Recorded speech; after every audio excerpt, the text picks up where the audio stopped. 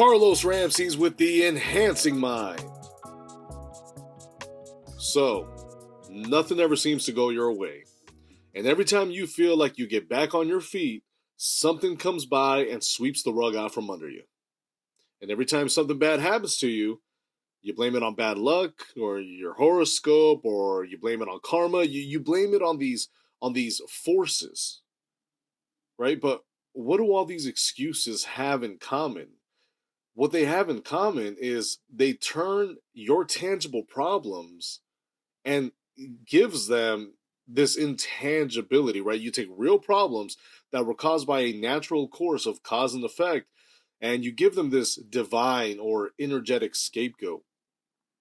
But why do we do this? Why does our mind go to intangible excuses when things don't work out for us? As most things that hold us back, it's a defense mechanism, right? It can't possibly be you.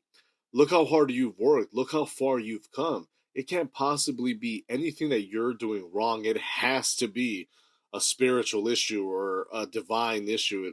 It has to be the fault of forces outside of your control. Well, let's break that down. How probable can that really be?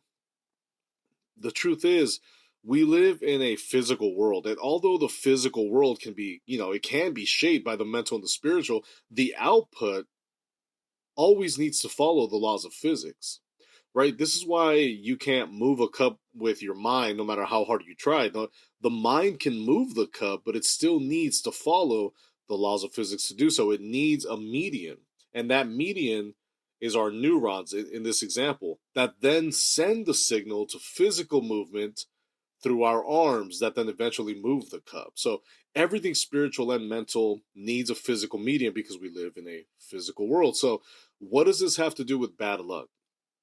I only share this in hopes that it will reduce your belief in the amount of power intangible forces have over your life. The probability that intangible forces like luck or divinity or energy are the things that are weighing you down is very slim. Right now, I'm not saying that these things aren't a factor. What I am saying is that they are hardly ever the main factor that are weighing you down. When we label events as bad luck or divine intervention or negative energy, anything other than what it is, in that moment, you're giving up control of that situation. And on top of that, it's also a defense mechanism, right? It protects your ego. You're basically putting your hands in the air and saying, well, nothing I can do about it. It's out of my hands. It's out of my control. You're giving up on the situation, and you're either too defeated or too lazy to figure out what's really holding you back. Not only that, but attributing your fallbacks to things like bad luck and is a socially acceptable way of giving up without admitting to everyone around you that you're the one that messed up or that you didn't actually do things as right as you thought you did. The truth of the matter is, your world is mechanical. In chapter 21, Factors, Variables, and Probability, I dive into becoming aware of the factors at play in your life that are holding you back. I help you to look at your world through the lens of cause and effect, because doing so will help you regain that sense of control over your circumstances. If things aren't going your way because of cause and effect, as opposed to intangible forces like bad luck or the universe or whatever, it forces you to look at the diagram that is your life or the situation at hand and start looking for those pieces that don't fit or pieces that shouldn't be there or that need to be changed or adjusted. Right? Kind of like a plumber who does a big job, sets up all the pipes, turns on the faucet, and no water comes out. What if that plumber said, well, that's just my luck. Oh well, the universe doesn't want this water to run. Nothing I could do about it, because that's what you're doing. You're putting so much effort into whatever it is you want out of your life, but then you turn the faucet and nothing comes out of the other end. Just like a plumber in that situation, it doesn't help to sit and pout and give up, right? Go back to your design, Look at your habits, your mentality, your approach, your strategy, if you even have one. Go back to the basics.